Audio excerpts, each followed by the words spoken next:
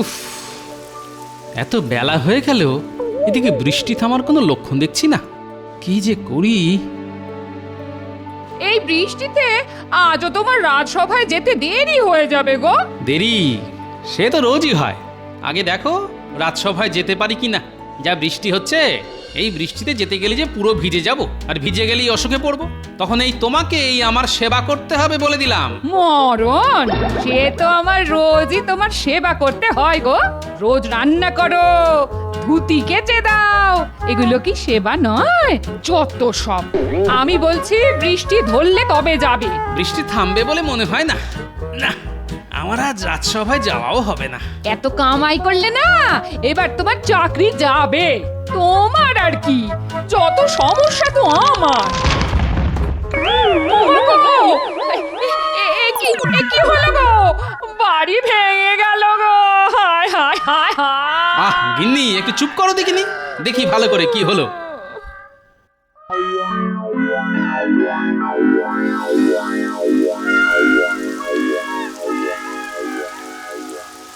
কি গো, তুমি আবার দাঁড়িয়ে ভিজছো কেন গো? এক্ষুনি ঢুকে এসো বলছি।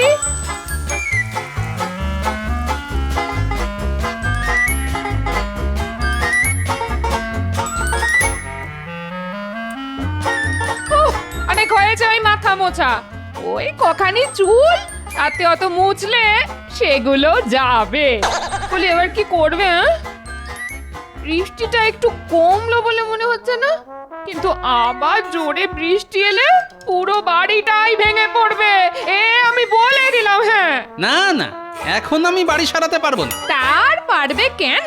কিপটে বুড়ো, বাড়ি ভেঙে পড়লে তুমি এই বাড়িতেই বসে থাকবে, আমি বাপের বাড়ি চলে যাব, এ আমি বলে দিলাম। হ্যাঁ আহ গিন্নি, খালি এক কথা, যেটা বোঝো না সেটা নিয়ে আর কথা বলো না তো। তাই না? আমি কিচ্ছু বুঝি না। না, যত বোঝো তুমি। তা আমি কি বুঝি না শুনি? এই বাড়ি সারিয়ে কোনো লাভ নেই। এটা তুমি ঠিক বলেছো। আমার বহুদিনের শখ একটা দোতলা বাড়ি। বাবা, বহুদিনের শখ, আগে তো বলনি, এই প্রথম শুনলাম। বললে কি আর তুমি পারতে? এখন বানাও, একটা দোতলা বাড়ি বানাও তো। আচ্ছা, একটা দোতলা বাড়ি বানাতে কত খরচা তোমার ধারণা আছে? ও সব আমি শুনতে চাই না। তোমার যা দরকার তুমি মহারাজের কাছে চাও। দেখি কি হয়। এবারে ফসল বেশি বৃষ্টির জন্য নষ্ট হয়েছে, প্রজারা ঠিকমতো খাজনা দিতে পারছে না। এই সময় মহারাজ কি দিতে পারবে?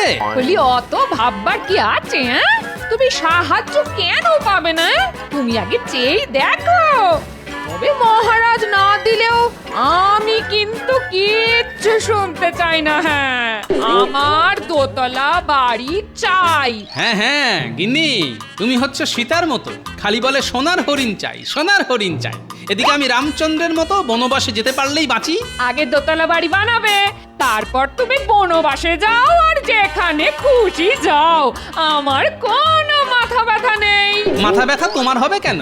আমার মাথা তুমি ব্যথা করে দিচ্ছ। উফ, একবার মুখ ফসকে কি বলে ফেললাম, ব্যাস অমনি শুরু হয়ে গেল। ধুত্তে। রাজসভায় গোপাল কাল আসেনি, আজও এখনো পর্যন্ত এলো না। না, আমার বিশেষ চিন্তা হচ্ছে। আপনি শুধু শুধু চিন্তা করছেন মহারাজ। গোপাল এমনিতেই ভীষণ কুঁড়ে, এটা তো সবাই জানে। মন্ত্রী, তাহলে তুমি বলতে চাইছো রাজসভায় আসতেও গোপালের আলস্য? না না না, এটা আমি বিশ্বাস করতে পারছি না। মহারাজ, গোপালের সব কিছুতেই আলস্য। আমি একটার পর একটা উদাহরণ আপনাকে দিতে পারি। তা কিরকম শুনি? আপনি যখন কোনো সমস্যার কথা বলেন, তখন আমরা সবাই কত রকম আলোচনা করি, কিন্তু গোপাল প্রায় চুপ করে থাকে। আমি এই ব্যাপারে গোপালকে জিজ্ঞাসা করেছিলাম। গোপাল আমার কথার উত্তরে কি বলেছিল জানেন? না, জানি না, তা এখন বলো। গোপাল আমাকে বলেছিল ওর কাজ হচ্ছে মহারাজকে হাসানো, কারণ ও রাজসভার মাইনে করা ভাঁড়। জটিল আলোচনায় নাকি ওর নিজেরই হাসি পায়, তাই চুপ করে থাকে। বেশ বেশ বেশ, আরও আছে মহারাজ। আচ্ছা, সে কথা না হয় পরে শোনা যাবে, তার আগে জানতে চাই গোপালের খবর কারো কাছে আছে কিনা। মহারাজ, গোপালের সাথে আমার আজ সকালে দেখা হয়েছিল। তো সেই কথাটা আগে বলবে তো। আমি দেখলাম গোপালের মুখ ভার, প্রশ্ন করাতে বলল ওর বাড়ি নাকি ভেঙে গেছে। গোপালের বাড়ি ভেঙে গেছে? কি সর্বনাশ! তাহলে গোপাল কি এখন পথে বসে আছে? না মহারাজ, ওরকম ভাঙেনি যাতে গোপাল পথে বসে। তুমি কি নিজের চোখে দেখেছো পণ্ডিত? না মানে কি বলেছি মহারাজ, দেখুন আর একটা নমুনা। গোপাল হচ্ছে মিথ্যে কথা বলার রাজা। আসলে নানা ছুতোয় ওর আজকে কামাই করার শখ। দেখুন, বৃষ্টিতে নদীতে ভালো মাছ পেয়েছে, সেই মাছ বসে বসে ধরছে।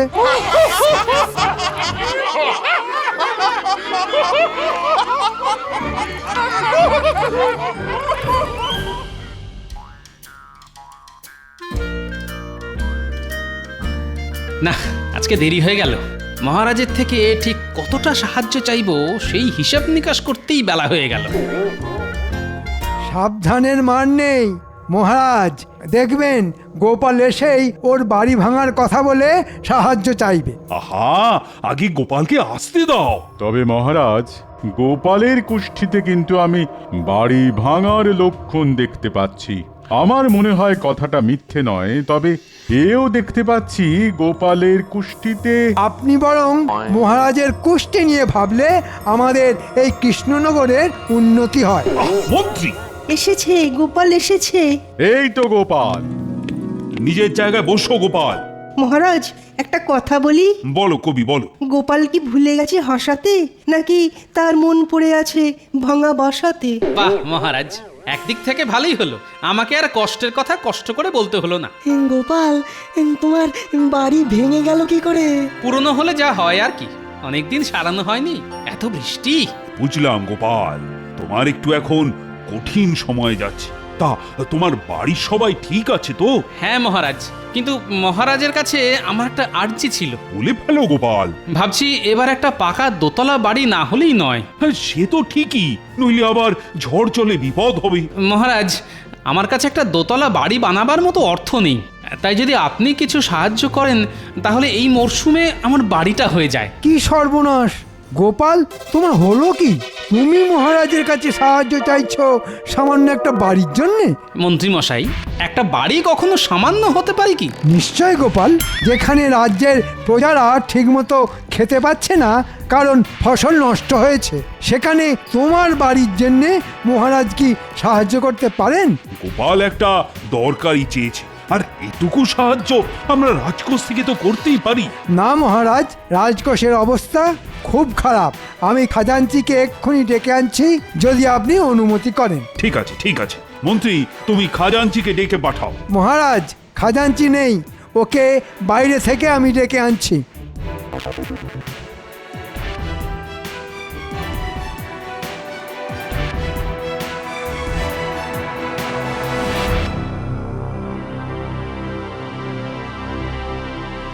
মন্ত্রী মশাই, না বলছি, আপনি আমাকে এখানে ডেকে আনলেন কেন? মানে আপনি বললে আমি সোজা রাজসভাতেই। এত কথা বলো না খাজাঞ্চি, আমি যা বলছি মন দিয়ে শোনো। গোপাল একটা বাড়ি করবার মতলব করছে, আর এটা কিছুতেই আমি হতে দেব না। আহা, আমারও একটা বড় বাড়ি হলে বেশ হয় কিন্তু। সব হবে, শুধু আমার কথা শুনে চলো। রাজকোষের অবস্থা এখন কি রকম? এইবার খাজনা আদায় ভালো মতো না হলেও এই গেলবার যা আয় হয়েছিল তাতেই আমাদের রাজকোষ এখনো ভর্তি। এর উল্টো কথা তুমি মহারাজকে বলবে।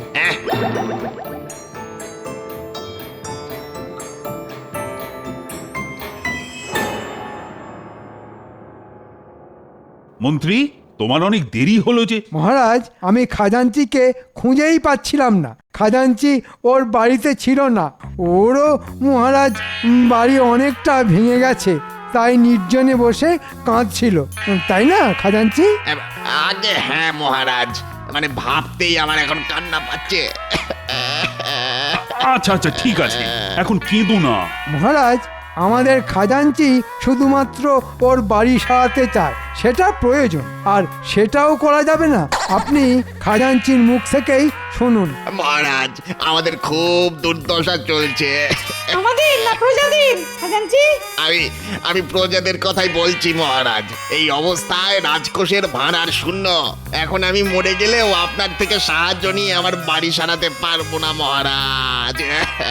আহা, দেখেছেন মহারাজ, দেখেছেন কি অসামান্য দেশভক্তি। আর গোপাল সেখানে একটা আস্ত বাড়ি, তাও আবার দোতলা। হ্যাঁ, আমাদের রাজকোষের এত খারাপ অবস্থা হলে তো দেখছি নবাবের কাছে মুখ দেখানোই দায় হয়ে উঠবে। এই সব হলো মন্ত্রীর শয়তানি, আমি বেশ বুঝতে পারছি, কিন্তু উপায় আমি খুঁজে পেয়েছি। মহারাজ, আপনি চিন্তা করবেন না, আমি নিজে নবাবের কাছে গিয়ে প্রজাদের দুর্দশার কথা বলে খাজনা মকুব করতে বলবো। বলবে গোপাল, বলবে। হ্যাঁ, তুমিই পারো। নবাব তোমাকে পছন্দ করেন বলেই তো আমি জানি। কিন্তু গোপাল, তুমি নিশ্চয়ই বুঝতে পারছো যে প্রজাতির এই অবস্থা আর রাজকোষের এই অবস্থা, সেখানে তোমার পাকা দোতলা বাড়ির জন্য অর্থ সাহায্য করা মানে এই মুহূর্তে সম্ভব হচ্ছে না। আমি বুঝতে পেরেছি মহারাজ, হ্যাঁ, আপনি নিশ্চিন্তে থাকুন, এখন আপনার সাহায্য করার প্রয়োজন নেই। এই বিলাসিতা যে এখন করা উচিত হবে না, এটা গোপাল তুমি বুঝতে পেরেছো, এটাই যথেষ্ট। আগে হ্যাঁ মন্ত্রী মশাই, আমি সবটাই বুঝতে পেরেছি। ব্যাটার ঠিক কি বলতে চাইছে আর কি ধান্দা নিয়ে নবাবের কাছে যাচ্ছে কিছু বুঝতে পারছি না।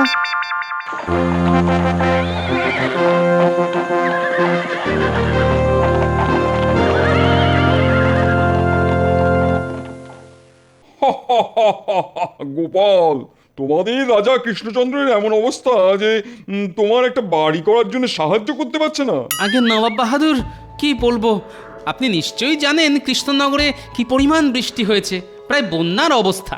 নদীর পাড়ে অনেকের বাড়ি ধসে তলিয়ে গেছে। দুদিন পরে আমার এই মাটির বাড়িও নদীর বুকে তলিয়ে যাবে, তাই বাড়িটা করা খুব প্রয়োজন। গোপাল, তোমাকে তো আমি বহুদিন আগেই আমার দরবারে চেয়েছিলাম। তোমার মতন একজন রসিক লোকের আমার খুব প্রয়োজন। তুমি আর তোমার গিন্নি এই মুর্শিদাবাদে এসে থাকতে পারো। আগে তা হয় না নবাব বাহাদুর, কৃষ্ণনগরের সঙ্গে আমার আত্মার টান, আমার সবকিছু তো ওখানেই কিনা। আর তুমি কি না মুর্শিদাবাদে এসেছো নবাবের কাছে বাড়ি তৈরির সাহায্য প্রার্থনা নিয়ে? আমি অনেক আশা নিয়েই এসেছি নবাব বাহাদুর। তোমাকে সাহায্য আমি করতেই পারি, কিন্তু কেন করব সেটাই হলো আসল কথা। ঠিক বলেছেন হুজুর, আসল কথা হলো আমরা কেন সাহায্য করব? তোমাকে দিয়ে আমাদের কোনো উপকার কবে হয়েছে বলো? নবাব বাহাদুর, আপনি যা কিছু করবেন সেটা আমাকে ভালোবেসেই করবেন, এটাই আমার আশা। আমি জানি আপনি আমাকে নিরাশ করবেন না। বেশ, আপনার কাছে আরেকটি আর্জি আছে। আবার কি? আপনি নিশ্চয়ই বুঝতে পারছেন কৃষ্ণনগর এখন খাজনা দেবার জায়গায় নেই। বাহ, খাজনা মুকুব করতে হবে, তোমার বাড়ি করতে হবে, আর কত কি চাই তোমাদের? নবাব বাহাদুর, চাওয়ার কি কোনো শেষ আছে? তবে অন্য উপায় দেখি না যে। ঠিক আছে, ঠিক আছে, খাজনা মুকুব। আমি খবর পেয়েছি এইবার সত্যিই ফসল নষ্ট হয়েছে। একই সাথে আমার বাড়িও নষ্ট হয়েছে। তোমার একটা দোতলা বাড়ি চাই, কিন্তু গোপাল, তোমার তো বয়স হয়েছে, দোতলা বাড়ি নিয়ে কি করবে? সিঁড়ি ভেঙে উঠতে নামতে হাঁপ ধরে যাবে। আমারই হয়, আর তোমার বয়সের তো কোনো ঠিক ঠিকানা নেই। না নবাব বাহাদুর, আমার দোতলা বাড়ি চাই, সেই জন্যই আমি এত দূর চলে এসেছি। এমনি এমনি তো হবে না গোপাল, তোমার একটু বুদ্ধি খরচা করতে হবে। আমি দেখতে চাই তোমার বুদ্ধির ধার এখনো আছে নাকি সেখানে মরচে পড়েছে। যদি মরচে পড়তে দেখি তাহলে বুঝবো তুমি সত্যিকারের বুড়ো হয়েছো। কিন্তু কোনো কিছু নয় গোপাল, কোনো কিছু নয়। সত্যিকারের বুড়ো হলে তোমার আর দোতলা বাড়ি হবে না। তা নবাব সাহেব, আমাকে কি করতে হবে? তুমি যদি সিঁড়ি বা মই ছাড়া আমার দোতলা মহলের একেবারে ওপরে উঠতে পারো, তবেই একমাত্র তুমি তোমার বাড়ি করার জন্য সাহায্য পাবে। তুমি করে দেখাও, আর কোনো কথা নয়। বেশ, তাই হবে। আমি সিঁড়ি বা মই ছাড়া আপনার দোতলা মহলে উঠে যাব। এ কি, তোমার কি পাখির মতো ডানা গজাবে নাকি? আপনি প্রস্তুত থাকুন নবাব সাহেব, ওই দোতলা মহল থেকে আপনি আমার গলার স্বর খুব শিগগিরই শুনতে পাবেন। বেশ, আমি তোমার গলার স্বর শোনার অপেক্ষায় রইলাম।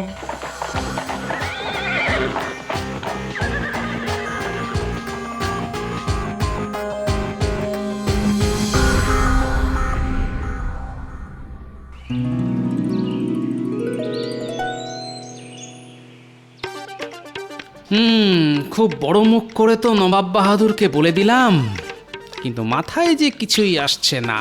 নবাবের দোতলা মহলে উঠতে হবে, অথচ কোনো মই বা সিঁড়ি ব্যবহার করতে পারবো না। এ কি জ্বালা! এই বলি সকাল থেকে বসে আছো আর বিড় বিড় করছো, হ্যাঁ? মাথাটা মনে হয় একেবারে গেছে।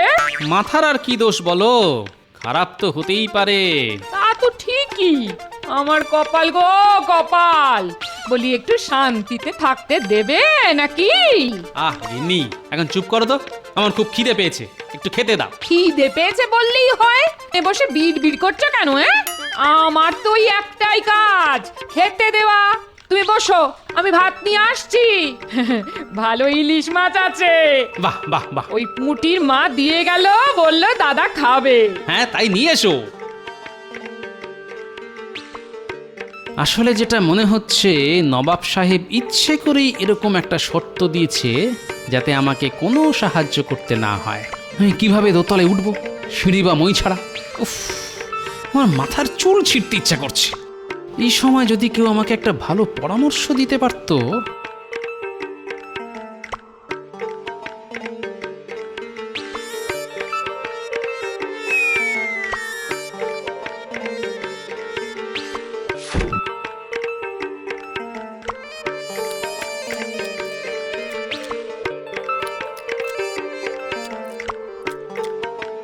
আরো একটা মাছ দাও দেখি, আর কয়েক হাতা ভাত দাও।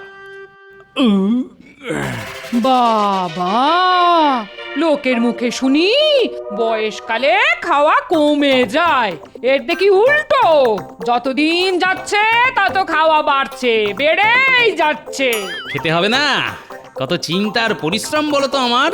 পরিশ্রম করলেই আমার খিদে বেড়ে যায়, বুঝলে? কি ছাইপাঁশ বসে বসে চিন্তা করছো আর বলছো কিনা পরিশ্রম করছো? তোমার কোনো কাজ নেই, সারাদিন ঝুড়ি ঝুড়ি খাও আর হাতির মতো ভুঁড়ি বাড়াও। কি বললে গিন্নি? হাতি? বাহ গিন্নি, তোমার জবাব নেই। আমলো যা, হাতির কথা শুনে এত আনন্দ হলো কেন? ভীমরতি একেই বলে। ওর নাম কি মাহুত? নাম ওর চঞ্চল, কিন্তু কিন্তু ও খুব শান্ত হাতি, যা বলি তাই শোনে। বাহ, তাহলে তো বেশ। এই শোনো, মুর্শিদাবাদ যেতে হবে, বুঝলে? অনেকটা দূরের পথ। তা তোমার চঞ্চল শান্ত থাকবে তো? আগে উপযুক্ত পারিশ্রমিক পেলে চঞ্চল শান্ত থাকবেই। হ্যাঁ হ্যাঁ, বুঝেছি বুঝেছি। আগে চলো, ঠিক মতো থাকলে পারিশ্রমিক নিয়ে চিন্তা করতে হবে না। আজ্ঞে হুজুর, যথা আজ্ঞা।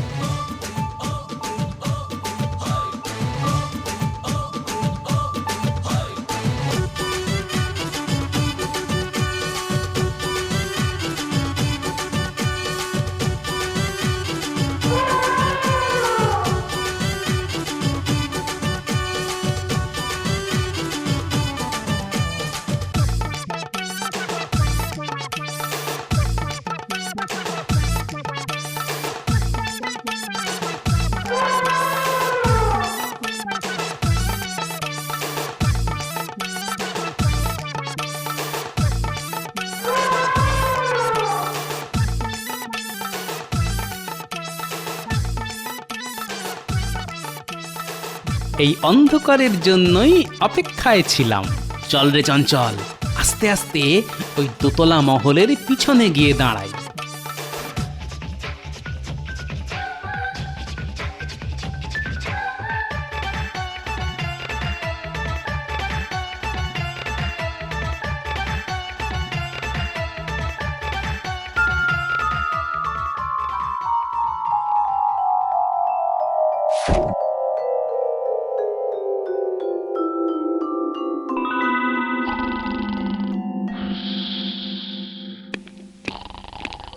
সুপ্রভাত নবাব বাহাদুর। মার্জনা করবেন নবাব সাহেব, কিন্তু এমন একটি ঘটনা ঘটেছে যে আপনার ঘুম ভাঙাতে বাধ্য হলাম। কি ঘটনা উজির? আমাদের এই দোতলা মহলের বারান্দায় গোপালকে দেখা গেছে। হ্যাঁ, সে কি? কি করে? সিঁড়ির সামনে তো প্রহরী, তোমরা কি ঠিক দেখেছো? আমি নিজের চোখে দেখিনি, তবে গোপাল যদি উঠেও থাকে কোনো সিঁড়ি বা মই ছাড়া উঠেছে। কি করে সম্ভব?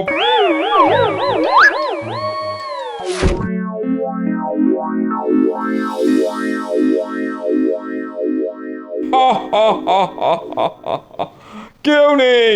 উজির, আগে যে গুজব ছড়াচ্ছে তার আমি গর্দান নেবো। নবাব বাহাদুর, তাই তো, টুকি কিন্তু গোপালেরই গলার স্বর। টুকি, কিন্তু ওকে দেখা যাচ্ছে না কেন? ভূত নাকি?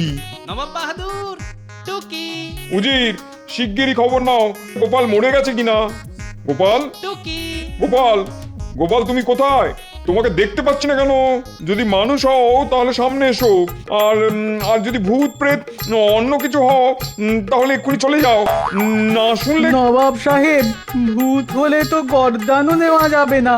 হ্যাঁ হ্যাঁ নবাব বাহাদুর, আমি মানুষই আছি বটে। তুমি উঠলে কি করে? চঞ্চল,